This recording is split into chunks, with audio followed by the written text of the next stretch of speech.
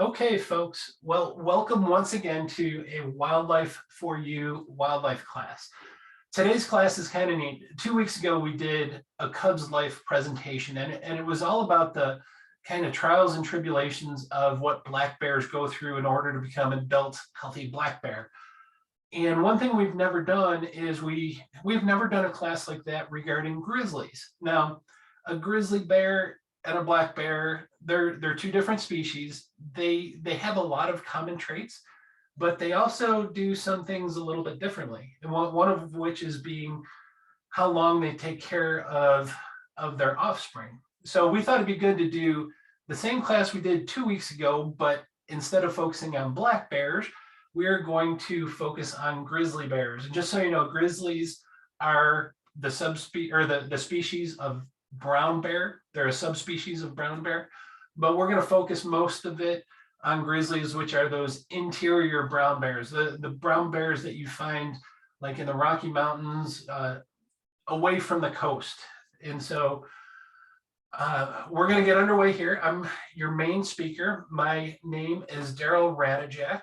And one thing we always do on our Wildlife for You classes is we always tell everyone about our wildlife experience. So you know that the information you're receiving tonight is pretty good information and it's based on science. It's not like someone just picked up a book, read a few things, and started teaching a class. The instructors we have with Wildlife for You are full-blown career professionals that have dedicated their life to working with animals. Again, my name is Daryl Radijak. I have my degree from a long, long time ago. I'm one of the older guys. Degree in wildlife management. I started my career actually managing the Appalachian Bear Center in the Smoky Mountains. It's where I fell in love with bears. One of my jobs after that was I was the bear, deer, and elk coordinator for the state of Tennessee. I did that for about 7 years. I was even the chief of wildlife for the state of Tennessee. So I was over all wildlife for about another 5 years. The problem with working with in Tennessee is as a little boy, I always wanted to live and work in the Rockies and those awesome megafauna that we have in the Rockies. And when you work for the state of Tennessee, the furthest west you can go is Memphis. So about 2015, I decided to move west, been working with the federal government ever since, and just doing things I absolutely love, one of which is teaching these wildlife classes. So I will tell you, we often invite other specialists to these classes. One of the specialists, as far as grizzly specialists, is Kim Titchener. We didn't communicate too well because Kim also scheduled a webinar for tonight. So I'm here teaching this class and she is off teaching her own class. So Kim will not be joining us tonight. But I do have Tyler Brazington, and Tyler works with grizzlies. And so Tyler, if you want to just introduce yourself real quick, we'll let you do that and then we'll get into the presentation. Sure, I'm Tyler Brazington. I'm currently a wildlife management ranger in Grand Teton National Park. We primarily focus on grizzly bears and black bears and facilitating roadside interactions between people and the bears. Grand Teton and Yellowstone are notorious for roadside bear jams. So if you're ever in one of those parks, chances are you will see me along the roadside trying to facilitate that human wildlife interface in a safe manner. I'm currently receiving my master's from the University of Wisconsin-Stevens Point. Besides Stevens Point, I also went to the University of Wisconsin-Whitewater. I've done a lot of various stuff aside from bears. I worked for the U.S. Geological Survey at the Wildlife Health Center in Madison, Wisconsin. And there I was doing wildlife disease research, but bears are kind of my bread and butter. This is going to be my 5th season here in Grand Teton. I've been in the ecosystem for 6 years. Spent my first season in Yellowstone, fell in love with the Tetons, and I've been here ever since. Awesome. Thanks for that, Tyler. And what I plan to do, I will do most of the presentation tonight, but if there are any questions that come up that are specific to grizzlies that I don't feel as comfortable, and most of my experience is with black bears, although I do know quite a bit about grizzlies, I haven't had the hands-on experience that Tyler has had. So if there's a question that I don't feel comfortable with, I'll have Tyler jump in, and then he'll also serve as a color commentator on a couple of my slides. So appreciate you joining us, Tyler. So With that, we're going to get underway with tonight's presentation of A Cub's Life, and it's going to be all about grizzlies. And so what I want to do to kick this presentation off is we're going to start in the beginning. And so when I say in the beginning, we're going to talk about a really, really young grizzly bear. But that is not the grizzly bear that I want to talk about. We're going to go back even younger than that when they're much, much smaller. So this guy here is maybe 5 or 7 pounds. But even that is too big to where I want to start. So we can go back even further, and we can actually go back into the den when these grizzlies are first born. You can see how tiny they are. But believe it or not, that's not even where I want to start this presentation. I want to go back even further. So what we're going to do, we're going to go back to a grizzly mom, and come a certain time of the year, usually late spring, early summer, she gets this idea in her head, and she hears that whole Barry White music playing in the background, and it's time for her to mate. And so when it comes to grizzlies, mating usually takes place, it could start as early as May and go all the way up to July, but usually mid-June is about the peak of mating. So like right now, a lot of the grizzlies that we have in North America are hearing that Barry White playing and doing the mating dance. And so what happens, as you know, when mating takes place, you're going to have a fertilized egg. And so the male gets with the female, and that fertilization takes place. Now, if you go back to your high school biology or grammar school biology, when that happens, immediately that fertilized egg begins to grow. And so literally within a matter of a few minutes or a few hours, that egg begins to divide, and it divides again, and it starts growing into what will eventually become a young bear. But here's the thing. What's really interesting when it comes to bears, even grizzlies, is that egg will start splitting, and it gets up to a certain point. It's called a blastocyst at this point, but it's still pretty much an unrecognizable egg. The bear's body does something really unique.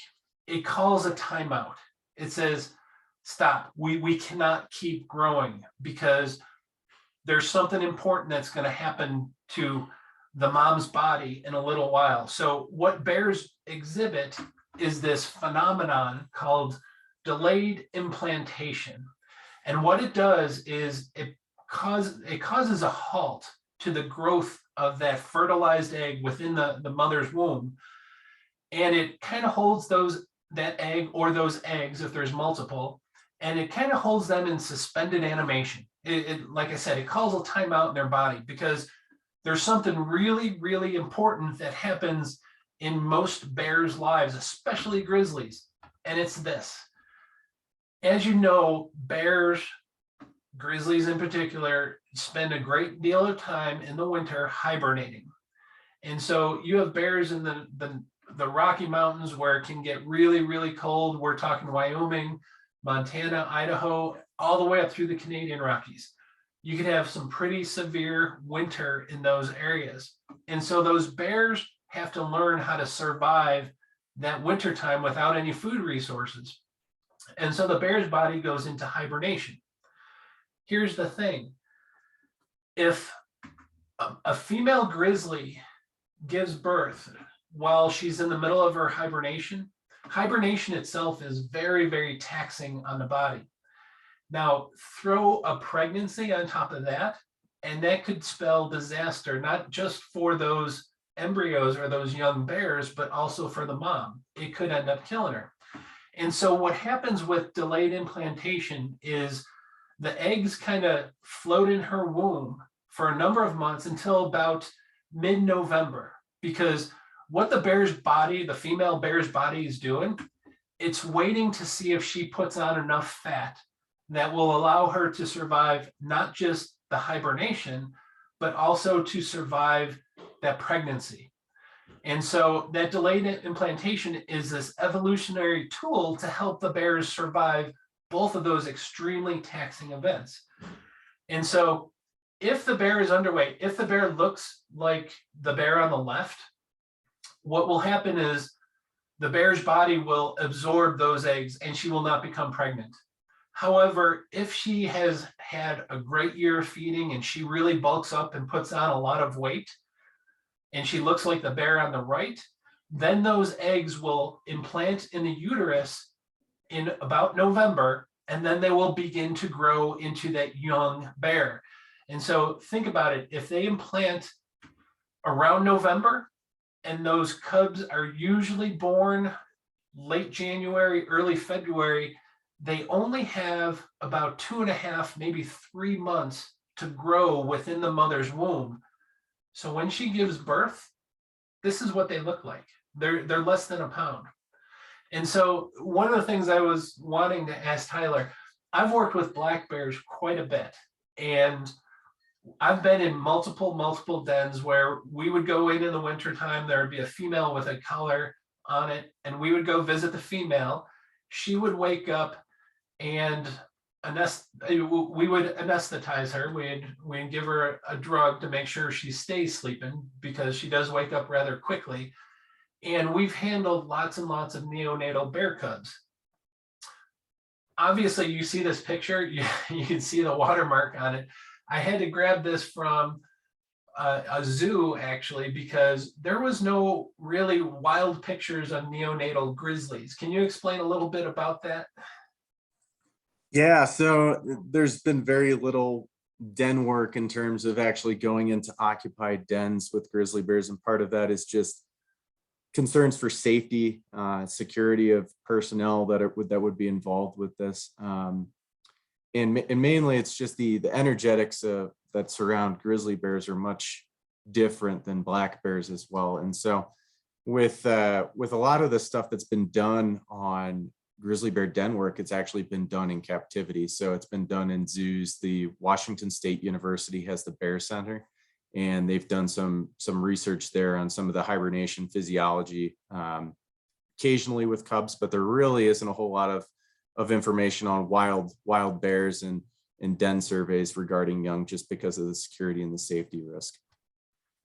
Yeah, and the one thing you also have to keep in mind, in the lower 48, grizzlies, obviously we're on the endangered species list, and you want to make sure you don't do anything to jeopardize a brand new bear. And so I had to borrow this photograph of these neonatal grizzly cubs, because we don't have a lot of them, a lot of those photos from the wild. So anyway, they are always born usually around sometime January or February time period, while the mother grizzly is still in the middle of her hibernation. So this is where I want to start this talk. We want to start talking about in the den. Now, one of the things before we start talking about the actual bear, I do want to mention a little bit about grizzly dens. And so typically grizzly dens, in fact, I actually have a picture of Tyler at work. Last year, we were able to take some wildlife students to the Tetons, and we had an amazing lesson that Tyler taught. And it was a lot about grizzlies and denning. And we actually took a walk to an old den site. He was able to take the class up there. And this is what a grizzly den looks like. And I bet you there's a lot of people that might walk by this location and think nothing of it, think maybe it's a fox den, maybe something else. But the key thing when it comes to bear dens in general, whether or not it's a black bear or a grizzly, they like these small, cramped places, because what they're trying to do, they're trying to survive that period where there's not a lot of food resources out there, but it also is going to be pretty cold. Now, they do have some biological mechanisms that they use to maintain their body heat. They burn a lot of fat without burning muscle, which is really, really cool. But they try to find these nondescript, very cramped, tight quarters, because obviously something really tight like that is going to conserve the heat a whole lot better than if it was this cavernous type of cave. And so this was what a typical grizzly den looked like. And I had the pleasure of visiting one, obviously through the help of Tyler, which was a super duper treat for all these wildlife students. So anyway, that's a little bit about grizzly dens. They're usually nondescript, tight areas. Oftentimes you find them much higher up on the mountain. They'll dig out an area underneath the base of a tree, or underneath the base of a rock outcropping. and they'll crawl up in there and they'll spend the winter time there. So with that, let's start talking about the actual animals. And so we're going to start here, and I'm going to start it and say, and then there were cubs. And like I mentioned before, when it comes to cub birth for grizzly bears, it's usually about mid-January to early February. There's about a month, 3-week to 4-week period in which the vast majority of female grizzlies will give birth to the cubs. And it's in the middle of their hibernation, which is really, really interesting. And because of that delayed implantation, that embryo did not start growing until sometime in about November.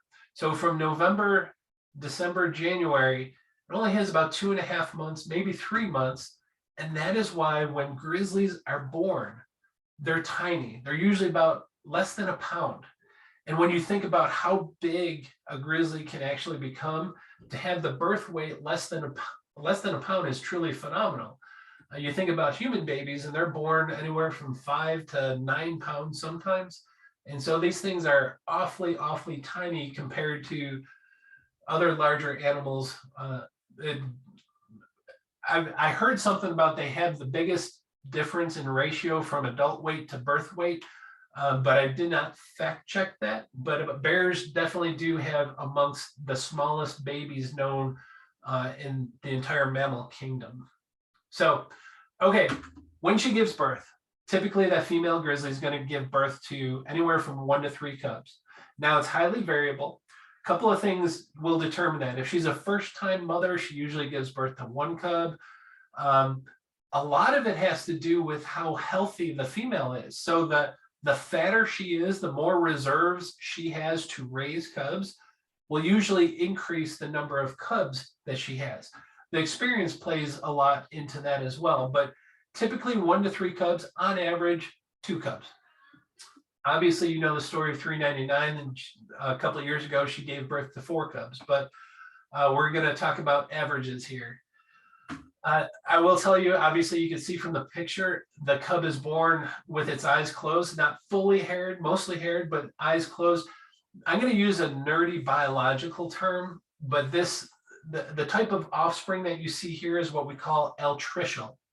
They're completely dependent on mom for everything. They cannot survive without mom being there to help them, as opposed to, say, like a moose or an elk or a deer that gives birth, and that fawn that it gives, or the calf it gives birth to, is up and about within a matter of minutes, and it can walk around and follow mom around. Those are called precocial animals. So anyway, bears are altricial. They're kind of helpless, kind of like newborn puppies.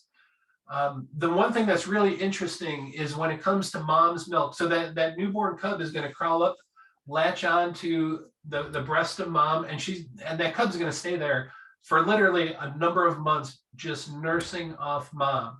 And the thing is, mom's providing that milk. And when it comes to mom's milk, it's amazing. In the bear world, the fat content of bear milk is about 5 times that of cow's milk or even human milk. And so where cow's milk, you have approximately 3 to 5% fat, the bear's milk is oftentimes anywhere from 20 to 25% fat. Carl Malcolm, who is a wonderful researcher that I've worked with, he was in a bear den, and he was moving a bear, and he ended up getting some of the milk on his hand. And he said, as soon as that milk hit his hands and the cold air, it literally started turning to butter. It was that consistency. So it's super, super rich and thick. And that allows these cubs to really start growing very quickly. Now, I will tell you, if you ever want to be a wildlife biologist, it is the greatest job in the world. But even wildlife biologists have Monday mornings that we sometimes dread. So just so you know, 2 weeks ago, I woke up Monday, cleared all my emails from Friday evening, so I didn't have anything to come into Monday. But lo and behold, there's an email waiting for me. And in the subject line, it read, I need a quick lesson on bear nipples. So not many people get those kind of emails, but if you live the life of a wildlife biologist, you tend to get some crazy things in your inbox. So anyway, moving on.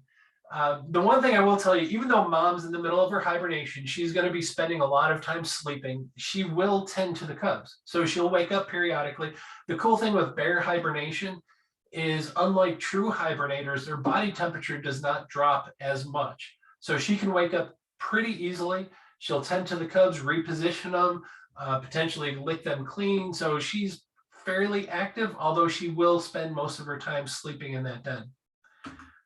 All right, so as we progress through the cub's life, I do want to bring up potential dangers for each and every one of these time periods. So when it comes to what could go wrong with a cub inside the den with a mom, well, as you can imagine, not much. Yeah, you might have a situation where a mom might squish a cub. Not going to happen too often. She's very careful of doing that. Occasionally, if you have a inexperienced female, she might get a den site that is too low that could potentially flood. But for the most part, there's very, very few dangers at this point in the cub's life, because the cub's tucked away with mom and mom is very protective. I apologize, that's a picture of a black bear. That's the only good picture of a bear peering out of a den. But you have to understand, when the cubs are with mom in the den, they're pretty safe. And so by May, so they're born in January, February, by May, they've had 3 or 4 months of just nursing off mom and growing. So they may grow from being less than a pound to anywhere 5, 10, sometimes even 15 pounds when they're going to emerge from the den. But when May rolls around and they're literally ready to greet the world when that time period comes. And so that's going to take us to their first spring, and it's what we call den emergence. And if you look at what time this happens, there is no set time where it's going to be triggered the same day every year. So we like to say it happens sometimes Mayish. Now, things can vary greatly depending on the weather, depending on the individual bear, depending on lots of things. They tend to wake up at all different times, but usually about May, most of the females are going to be coming out of the den with their newborn cubs. Just so you know, the females with cubs are usually the last to emerge from the den. So at this point in time, those cubs could be all the way up to maybe even 25 pounds. If they spent a lot of time nursing and growing, and it was a good, healthy mom who was producing a lot of milk, the cubs could be pretty good size. Now, you have to understand, at this point in their life, they're still highly, highly dependent on mom's milk. They're going to be nursing off of her to get their nourishment. And mom is never going to be too far away from these cubs. They're still really, really dependent on mom in that early first spring of that bear's life. And so there's a lot of things going on in this bear's life. They're going to be learning a lot of stuff. And so they have a lot of instinctive things that they know how to do, like they know how to eat, they know how to nurse, they know how to crawl around and walk around. Mom doesn't have to teach them that, but there are some learned behaviors as well. One of the things that mom tries teaching them are the dangerous things to avoid. And so you have to understand, at this point in their life, there's some things that can prey on those cubs. And so one of the things that the grizzly cubs are doing at this point in time is just figuring out their bear world. And so when it comes to those dangers that they really have to be watching out for, the good thing at this point in time, mom's never far. She is usually within a few steps of these cubs. She doesn't tend to leave them too long. She might go off to find something to eat, but she's never really going to be too far away from the cubs as they're this size. And so one of the things I do want to mention, and I'm putting this twirly thing in here because it's a note that I want to talk about. You'll often hear, in fact, one of the things that I'm seeing and reading more and more is that how roads are good because the mother grizzlies like to raise the cubs near a road. And that's not the situation. It's the situation that's what's happening in some places, not all places. But it's not the road that is the thing that's attracting mom, because as you can imagine, what does that road carry? It carries lots of people, and people stop to take pictures. They stop to watch the wildlife. And so there's a strong human presence on roads. The thing is, bears can habituate really quickly. And so the females can learn that the humans aren't going to hurt them. And so they tend to keep their cubs near these roads because adult male grizzlies, which are a big threat to these cubs, don't like to be around people. Now, you can look at it in a number of ways, but the bottom line when it comes to, do you want female grizzlies hanging out around people? Probably not, because obviously most people will do the right thing. Unfortunately, there's some people that will not do the right thing and may throw food out to them. And so obviously the idea of bears hanging around roads, it's probably not a good thing, although it does increase their chance of success with these cubs because it deters the male grizzlies. And sadly, and in the worst case scenario, they can get extra food there. And that's the last thing you want to happen around roads.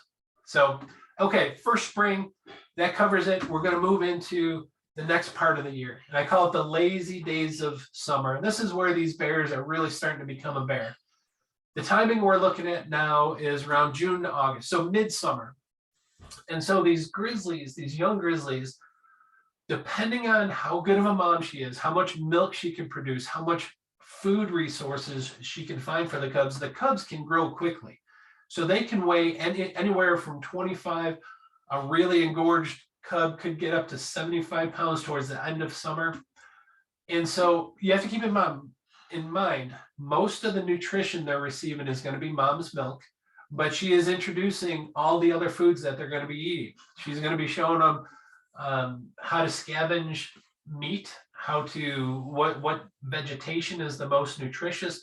She's going to be teaching them a lot as far as where to find these food resources. And so mom is really important at this time teaching those bears.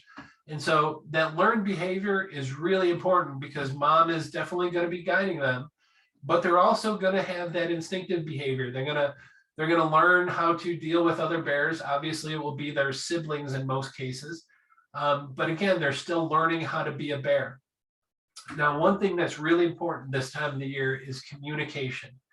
And so mom teaches these cubs how to respond to danger, to stick by her side if danger is detected. And so the big thing when it comes to the dangers at this time of the year is the fact that these young bears are growing. And the thing is, they're getting more independent. They're spending a little bit more time away from mom. And so obviously at this size, that cub can be hurt by lots of other things, whether or not it's other male bears, whether or not it's other female bears, whether or not it's wolves or mountain lions or bobcats or a whole host of other things that can get this bear in trouble. And so there are definitely some dangers still at this time of the year, but thankfully mom is usually not too far away. But I will tell you, the one thing that you are hearing about and seeing more and more often is that adult male grizzlies, which are outside of humans, are probably the number one threat to these cubs. They're getting a bad rap. And I don't want to say it's undeserved because that is what they do. But there's a lot of people that are thinking these are like evil, evil bears. And you have to understand, folks, there is no right or wrong in the grizzly world. It's nature's way. The way they do things has allowed these bears to thrive and succeed and become the amazing animal that they are today because of the way they behave. And so although adult males may tend to do, in our eyes, really bad things to these cubs, moms know how to protect the cubs. It's only in some situations that bad things happen. But like I said, that's the grizzly way. So don't think that there's bad bears out there because they're just all grizzlies and that's all they know how to do. So going past the summer, then we'll take us into what I call doing the fall shuffle. And this is when it becomes crunch time for the animals. And the reason being is, I mentioned before about the hibernation is very, very hard on the body. obviously when a bear hibernates, they're not going to be eaten for a while. And so this crunch time, this period between September and October, the bears will be weighing anywhere from 50 to potentially 125 pounds. What the goal is for the bears at this time is to eat as much as possible. They got to gain weight in order to survive the hibernation. And so at this time of the year, they're eating mostly solid foods, but they still will nurse off mom if she's around and she's willing. But they're eating a lot more solid foods. And the goal here, remember, they're still learning from mom where to find foods and some of those instinctive things that they don't even have to think about. But the goal here is mom is teaching them where to find the most nutritious foods. And so what these bears enter, I'm going to use a geeky biological term here. It's called hyperphagia. And translated in Greek, it means feeding frenzy. And literally what they're doing is nonstop eating. They're eating excessive calories because what they want to do is bulk up in preparation for the hibernation. And so they only have a couple months to put on a lot of weight. And so at this time of the year, again, there's dangers that lurk about. And besides those adult males, there's this new danger that becomes really, really key in a grizzly's life. And it's the fact that humans can sometimes allow grizzlies to get access to human foods. And this is one of the most dangerous things that could happen to any bear.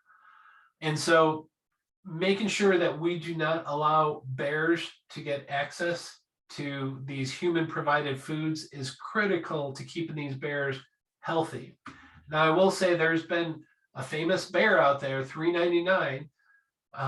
This is a bear that traverses in the Grand Teton area. She gave birth to 4 cubs. The reason she's so popular is she was 24 years old, I believe, when she gave birth to 4 cubs, and she successfully raised them. The thing that's gotten to be a little bit worrisome with her is that you can see where she's heading. She's heading in towards a developed part of the country, Jackson, Wyoming. And so obviously there's a lot of foods that she could find there that would be good for her body, but it's bad for her life, because when bears and humans mix, it's the bear that loses in almost every situation. Yes, there's some bad things that happen to humans with bears, but in most instances, it's the bear that is going to end up losing.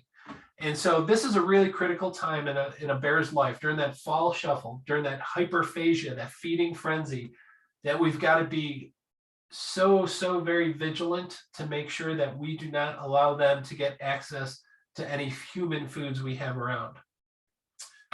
So then comes winter. And so this is the downtime. And so this is when those young bears, whether or not it's a single or 2 or 3, or in the case of 399, 4 cubs, they're going to go back into the den with mom. So at this point in time, if mom has done a good job, you're going to have a happy, healthy young bear who's grown quite a bit from the time it was less than a pound, and it's going to go back into the den with mom. So what her job is at this time of the year is teaching them how to select a good den site. So once again, they're following mom. Again, most grizzly dens are located high up on a mountain, away from people, which is a really, really good thing. But that bear is still learning what makes a good den site. And that's what the mom does, is teach these bears how to be a bear and make good bear decisions. Now, I will tell you, when it comes to the dangers at this time, kind of like the whole wintertime thing, there's not much that really goes wrong. The biggest thing is to make sure mom finds that good den site. If she selects a poor den site, she exposes herself not just to other bears, but she could expose herself to the elements. And so she has to be really particular with finding that den site that would accommodate her and her other cubs. And so what this will then lead us to is they spend the winter time hibernating. And so that second spring arrives. Mom doesn't give birth. She didn't mate. She doesn't give birth. She's still with that batch of cubs that she had the previous year. And they're going to spend another year with mom. And so if mom's doing a good job, she's going to have these well-rounded yearling grizzly bears, and they'll emerge from the den same time mom does. And literally what they'll do is they're going to spend a whole nother year repeating that process. They're going to be nursing less off her. They will rarely nurse off her, although they could occasionally. Most of the food and most of the nutrition they're going to be getting is on their own. What mom has taught them over the previous year. She's going to dedicate a whole nother year to teaching them how to be a bear, where to find the food, where to go, how to avoid danger. And so she invests a lot of energy into raising these cubs. So she spends a whole nother year with them. And here's the crazy thing. Those bears, which will then be 2 years old, almost 2 years old, oftentimes will go back into the den with their mother for a third time. Remember, they're born when they're less than a pound. They go in that first year. And then even the second time around, young grizzlies will oftentimes go back into the den with their mom. And so what are the dangers when those young grizzlies are a year and a half or 2.5 years old? Obviously, you hear about it quite a bit. One of the biggest concerns is male grizzlies, especially this time of the year, because those males are looking to mate. And if they encounter a female with cubs, if they remove those cubs, oftentimes they'll trigger that mom into going into heat so they can mate again. So it's one of the biggest dangers for these young bears is not to get too close to any other adult bears, whether or not they're females, but especially adult males, because adult males will unfortunately kill those young bears. But again, that adult male is not doing anything wrong. That's him just being a grizzly. But probably the biggest danger to these bears, once again, is humans. Whether or not they are finding food, becoming food conditioned is probably the worst thing that could happen to them. Now, you may have heard of the word habituated. Habituated does not necessarily mean a bad thing all the time. Habituated simply means is they get used to something. So the bears in Yellowstone or in Great Smoky Mountain National Park, although there's no grizzlies in the Smokies, the bears in the Yellowstone and the Tetons, they're what we call habituated to seeing people. They see people all the time because there's lots of people that go there to view them. And so it's not necessarily a bad thing. The bad thing in a bear's life is when they become what we call food conditioned. Because once they become food conditioned, they tend to seek out humans to get that food reward. And so you introduce a whole slew of dangers into that bear's life, from getting struck by vehicles on the road, to getting accidentally poisoned, to getting shot because they approached the wrong person.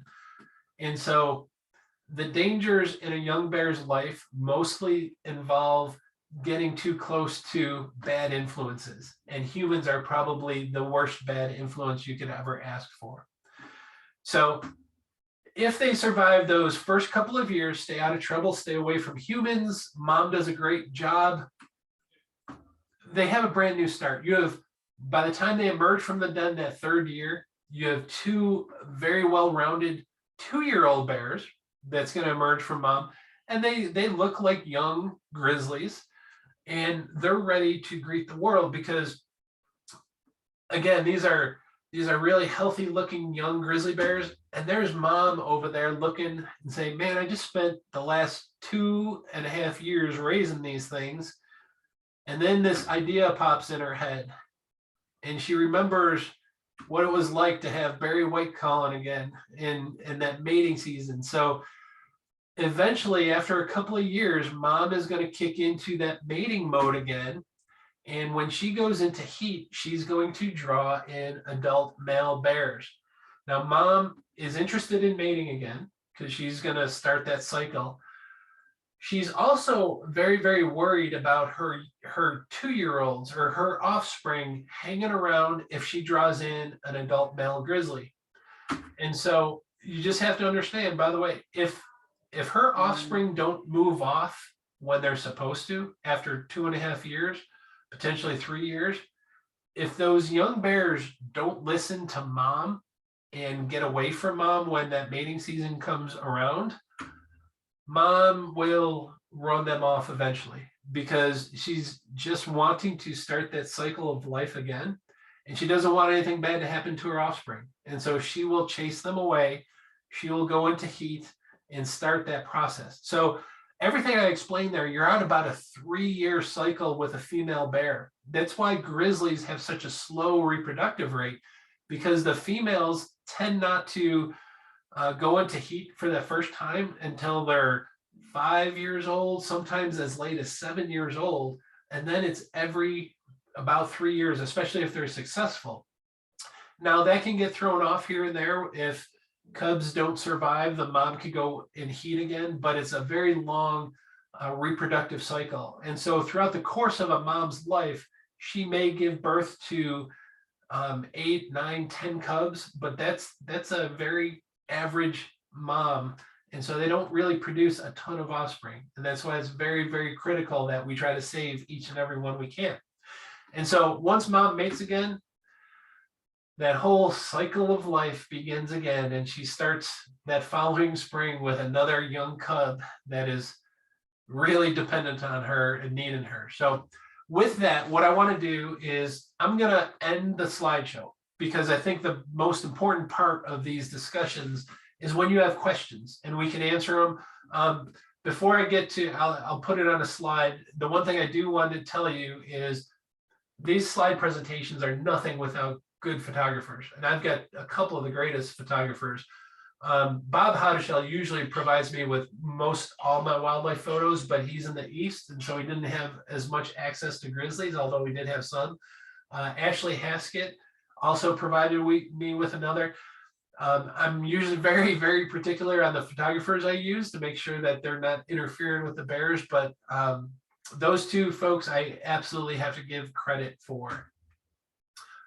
If you like this presentation, again, I'm going to stick around for a while. This is a class that is offered by this Wildlife for You. And we have a website that you can go to. It's in dire need of being updated. We have done a podcast with one of my colleagues, Stephanie Payne.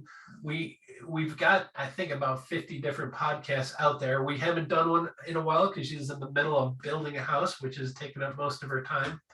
But if you like these, we have a Facebook page, a Wildlife for You Facebook page. By all means, go there. That's where we announce a lot of our classes. Please provide comments. Tell us if you love us. Tell us if you hate us. That way we can improve. But just so you know, I just now released the remaining schedule for the rest of 2022. And so I've got 10 classes. Well, there's going to be 12 classes between July 1st and December 31st. 2 of them are still unknown. Usually we like covering a hot topic, but if you go to the Facebook page, you will see what's up there. I will tell you, most of the time people will pay for the classes to have the live classes. We've got a couple of introductory deals, which are fantastic, but I'm not going to push that on you here. But if you do get a membership, you can get up to 70 of these wildlife classes that have been taught over the last 5 years. And so they're all different classes. Like we say, it's our catchphrase for Wildlife for You. Remember, when it comes to wildlife, your knowledge often means their existence. And so with that, I'm going to put it on this slide here. And I'm going to tell you that's a cub's life. That's a grizzly bear cub's life. So with that, I'm going to look to the chat box. And then if anyone has a question, we have to be civil here. You can unmute yourself and either ask a question of myself, or if you've got one specific to maybe the Tetons, by all means, I'm going to call on Tyler to help me out on those questions. So with that, does anyone have any questions? And I'm going to scroll back through see if anyone asked anything. And now's a good time, either type it in the chat box. Okay, Claire.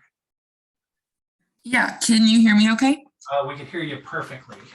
Okay, so my question is, how much does infanticide or cub killing by male grizzlies account for the deaths of young grizzly cubs? And then what are the other top, killers per se of young grizzly cubs? Tyler, if you want to answer that, you can. I've got an answer, but if you know that and you want to answer it, go right ahead. If not, I'll take it. I'll let you field that one, and then I'll add on if you got Okay. anything that you say is different. Okay, a lot will depend. Roughly, we say about anywhere from 40 to 50% of the cubs will survive, which means there's a good chunk that don't survive. About half of them will not survive. And it's due to multiple reasons. Now, I can't tell you the exact percentage that is due to infanticide. When you mentioned that, just so everyone knows, that's one that male grizzly will kill its own species, so it'll kill these young cubs. We can't tell you the exact percentage because oftentimes we don't know. These bears are in the middle of nowhere. And so there's an event recently within the last week. One of the more famous bears that the people nicknamed Blondie, she emerged from the den this year with 3 cubs. And recently she lost them. And everyone is saying, well, they're probably killed by a male bear. They could have been.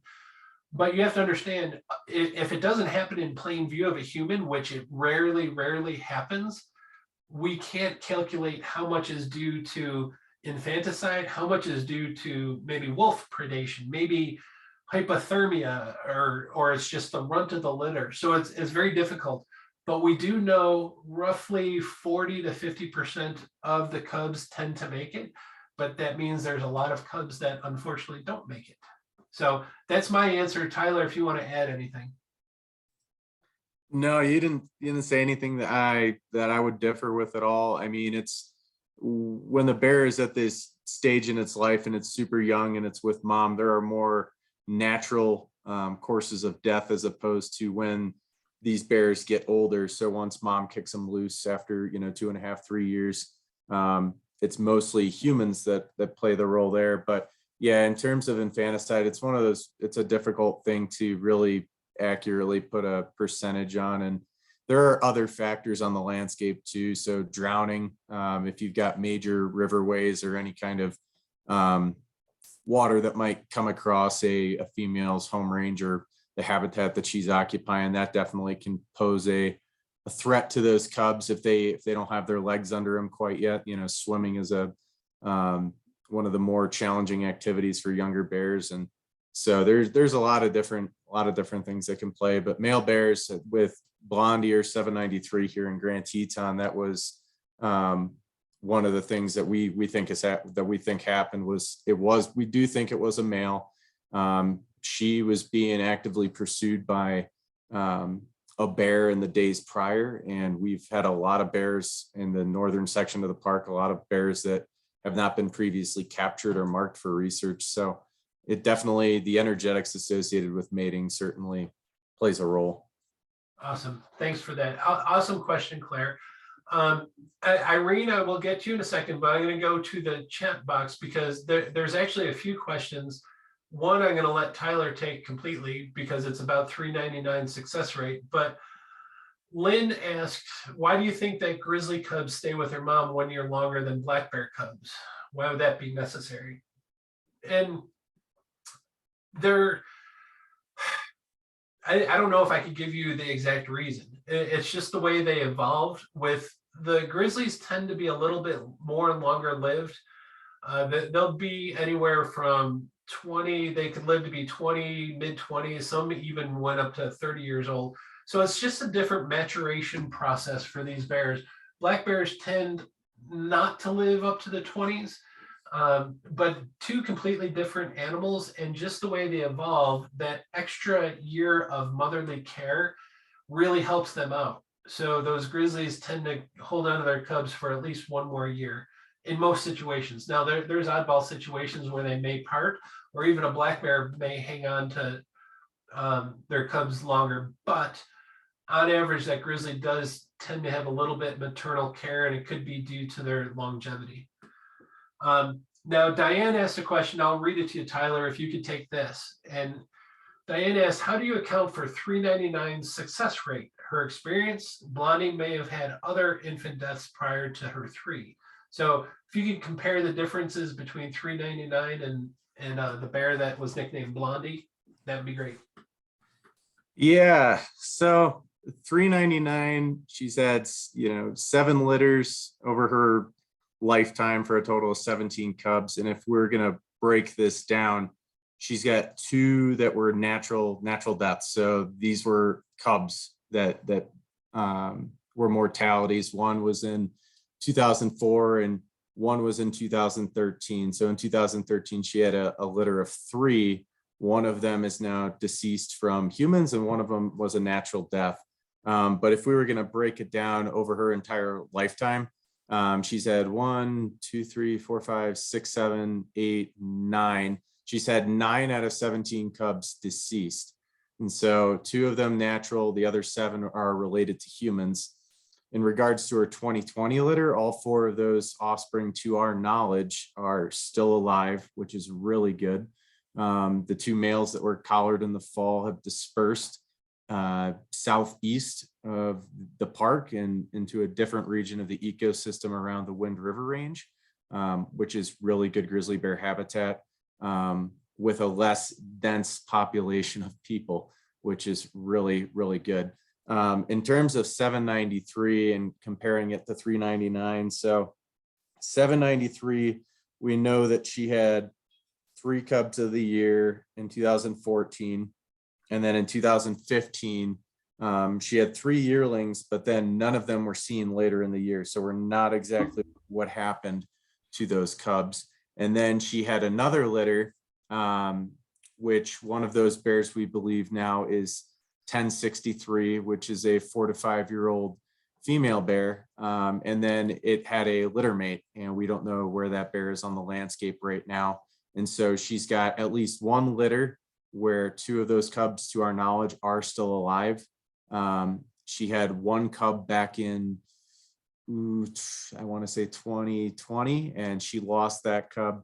And then she lost her triplets this year. And so interestingly enough, 793, if you look at the spatial relationship between 399 and 793, 399, her home range goes from the northeast section of the park, even going outside of the park into the Bridger Teton, going all the way down to the southern extent of Grand Teton. And 793 has got a much more, it's a smaller home range, it's more compact. And so she's mainly in the Bailey Creek region of Grand Teton National Park. And so what we're seeing here is there are density dependent effects. And this, without getting too far into the science, as you get more and more bears on the landscape, you are likely to see something called intraspecific strife, where you have bears that are going to be killing other bears.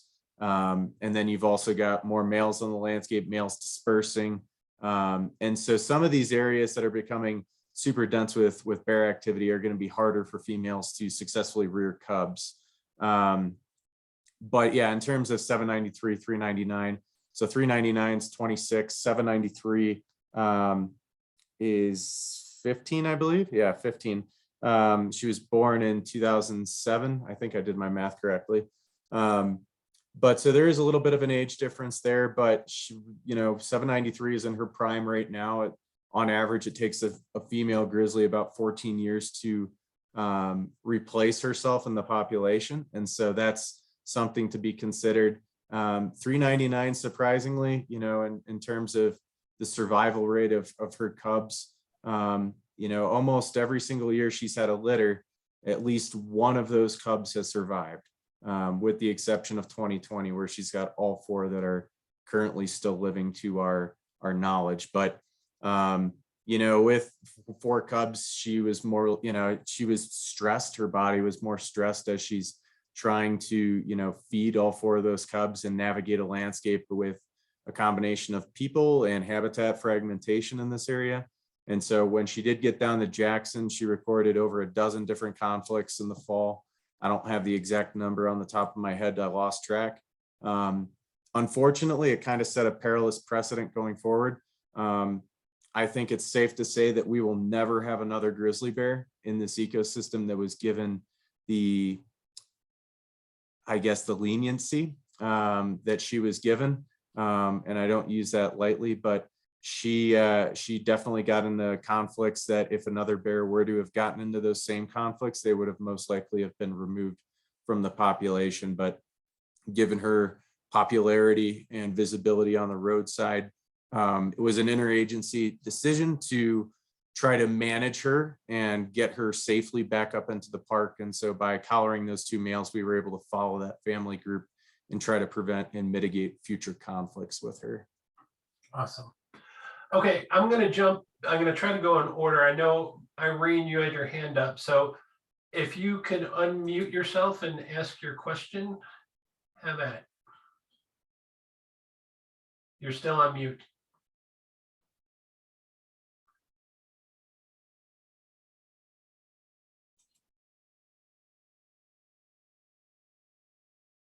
All right. Okay. Well, Irene, you try to figure out the mute button. There is another question. And again, Tyler, I'm going to lean on you for a little bit of this. I'll take a quick stab at something, though. Kristen asked, considering the recent flooding in Yellowstone, how would grizzlies react? The first thing I'm going to throw out there is that first question that was asking about mortality rates and what happens to these cubs. It's so highly variable because you could have a year where there's almost no mortality due to flooding events, and then you get a year like this and there's high losses. And so natural mortality is just something that has been occurring for eons, and it's so highly variable that one year you could have next to zero mortality, and then the next year like this with the flooding, you could have high mortality. So do you think, Tyler, with that flooding, it'll have much of an impact on grizzlies in general? Most likely not. I think most of the flooding that occurred, it's going to affect more along the lines of people. The bears, the biggest thing for ungulates and even ursids, so bears alike, would be these blown out rivers impeding their travel patterns or areas that they might be trying to get to. But with how quickly we're seeing the water start to trickle down and get back to manageable levels, it most likely isn't going to have a high impact on the bears. If there was a major event where the bears were like, surrounded with, and it was just young and it was moms just with cubs, you might see an increase just because of high flowing rivers, the flow rates. It's really hard for bears to get from point A to point B if they are in that cub of the year stage. Otherwise, bears are excellent swimmers. And so I think a lot of this could, I don't think we're going to see a spike in mortality. They'll probably head for the hills or head for higher ground and mind their P's and Q's while we're trying to rebuild. Okay, real quick, Irene, have you figured out the mute button? Yeah, thank you. I wanted to ask if there is any way to identify the females that are in heat in a particular area and how many males per female, as the competition, I imagine, can get fierce between the males. Excellent question. I'm going to defer that to Tyler. The most recent estimate for the ratio of females, so females to males, is actually one that was 1-to-1. However, that's, in my opinion, I think we're at a point right now where we are going to need to reevaluate that ratio and see if that is at all changed. In relation to males fighting or being, engaging in some sort of conflict over mating opportunities or breeding opportunities, typically what will happen is if a female grizzly has cubs and one of those cubs is a male, when she goes to kick them loose, they innately disperse. And so they leave the area. And part of that is a behavioral mechanism to prevent inbreeding. When these bears disperse, sometimes they might disperse a little bit further than usual as a means to try to prevent any kind of conflict with some of these more dominant bears, these dominant males that have home ranges in these areas. Granted, grizzly bears are not territorial. There's a lot of spatial overlap with their home ranges, but some of these younger subadult male bears know their place in the social hierarchy in the pecking order, and they will decide to leave an area and take up residence in a completely separate area where there isn't a lot of other male bears as a means to avoid potential conflict. Once they put on the body mass and they've gained the age and experience, they might move back into an area and start contesting some of these males that already inhabit a given area. Or, we have bears dying, naturally on a daily basis. And so it's possible that all of a sudden this little niche opens up and then a bear will move in and take over that area for breeding opportunities. But a lot of these male bears, they're moving around from all over the place. We have bears come down from Yellowstone just to breed here in Grand Teton, and vice versa. We have Grand Teton bears that go all the way up in the Yellowstone. So it's really unique. Social behaviors are pretty cool to observe, but most of the time these bears know their place in that social hierarchy, but sometimes they do get into conflict with one another. Awesome. Thank you. Okay, Trish, or should I say Trisha? She asked a really good question for both of us. Says, in the instance of Bear 399, do you have to use different wildlife management strategies for brown bears than black bears? And I can take a stab at this. She read last year that 399 was teaching her cubs some very bad things. I can answer the general management differences between blacks and browns. We tend to give black bears a little bit more leniency because they are a smaller species. They're much more timid. They truly avoid conflict with humans, but so do grizzlies. But black bears are usually terrified of humans and don't really stick around much. However, whenever you have a bear that is exhibiting less than ideal behavior, where they have become food conditioned and they are seeking humans out, it doesn't matter if it's a black bear or a brown bear, the human life becomes of utmost importance. And so any wildlife agency, whether or not it's state, federal, or provincial, we're going to value human life above all else. And so if there's ever a bear that is deemed dangerous to humans, it is typically removed from the situation. A lot of people will want bears relocated, but relocation is not usually a viable option. They don't fare too well. And so unfortunately, that's one of the sides of management, is dealing with these bears that can become a threat to human life. And like I said, all agencies will value human life above all else. Now, as far as 399 getting into bad habits, Tyler, you don't have to answer that. You answered it before. There were a number of instances where she was seeking out and teaching her cubs some of the wrong places to find food, which involved that, I'm going to throw a fancy word, anthropogenic foods, which are man-made foods or human-provided foods. Very good question, Trish. All right. Sam asks a question. Does mom treat all cubs equally? Can she determine if one cub will not thrive and therefore should be ignored? That's an excellent question. And I will tell you, it happens a lot.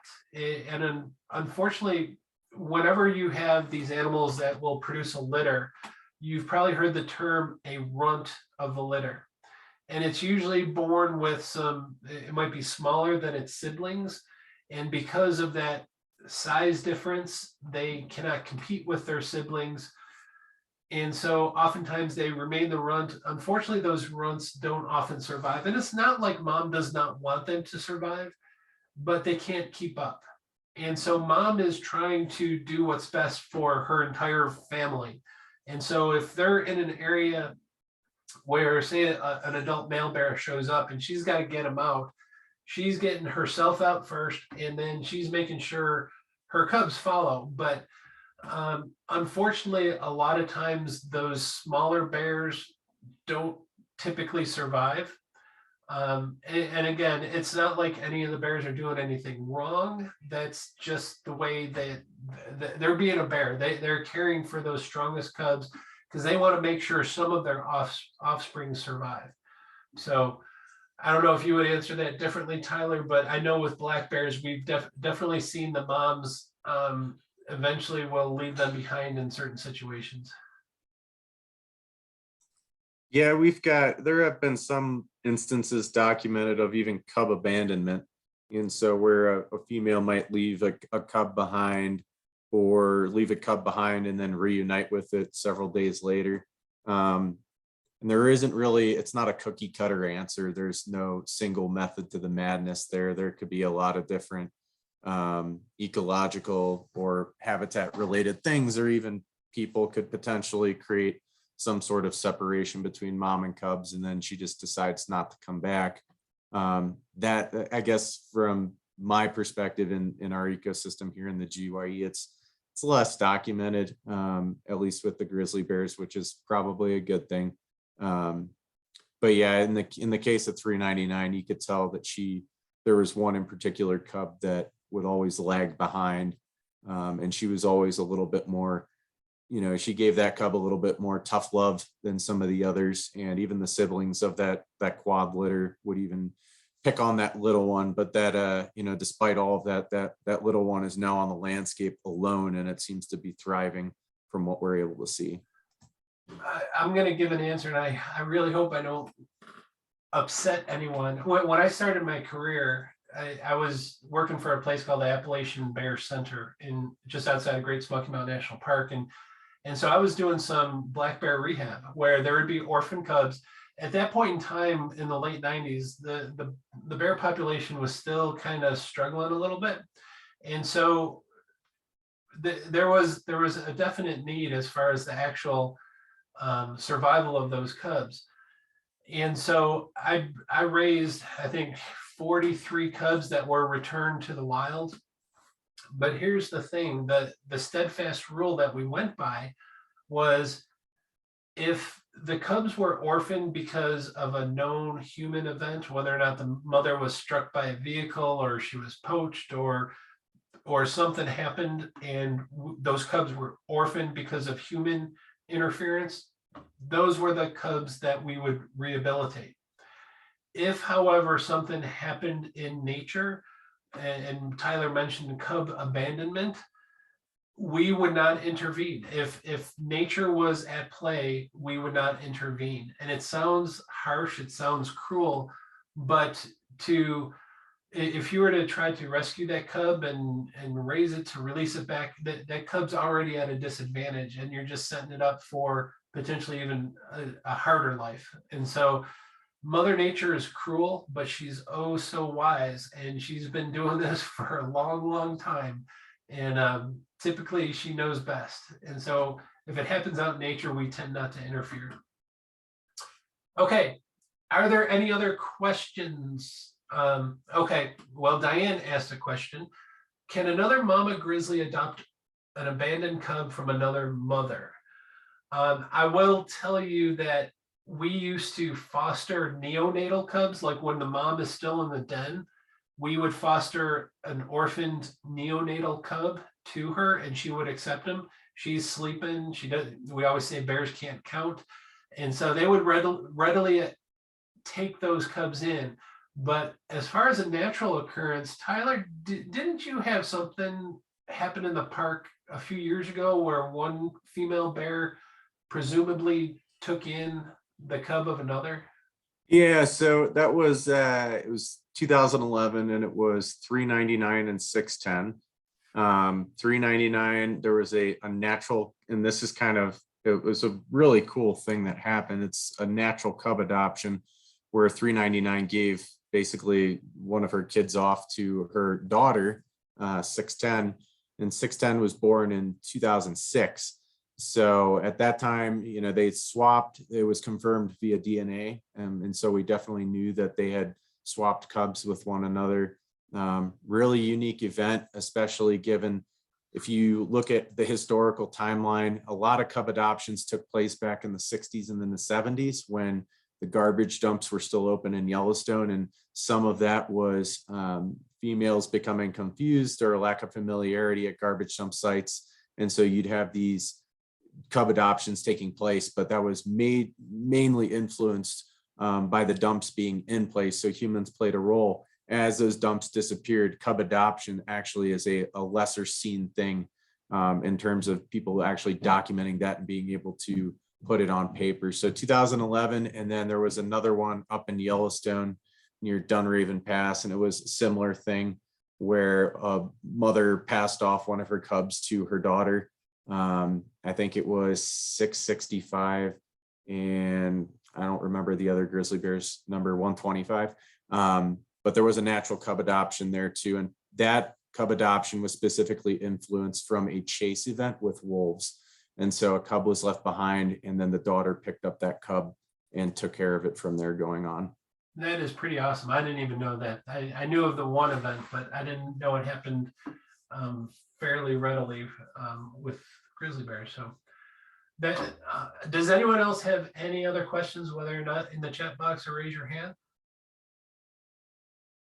If not, what I want to do, folks, I want to thank you for joining in. It's you folks that we especially love talking to you guys, because you guys care so much about wildlife, and to learn about them. Like I said, our catchphrase is, when it comes to wildlife, your knowledge often means their existence. And by you knowing what's going on in the bear's life, you'll know how to better react. You already know that you're not supposed to feed bears, but you'll know what's going on, and hopefully you can educate some other folks, because what we need is a lot more education out there. If there's one thing the bear world is lacking, is the education on the human side of things. And so we appreciate you joining in. By all means, check out our Facebook page and follow along with us. I'm going to do some posts about the upcoming classes for the rest of this year, but we thoroughly enjoy speaking to you. Tyler, thank you so much for joining in tonight and answering some of the grizzly questions that were out of my league. Really do appreciate that. But if not, I'm going to bid you all a wonderful night, and I hope to see you at a future wildlife class. So thanks, folks. I'm going to stop the recording now, and we will hopefully see you at a future class.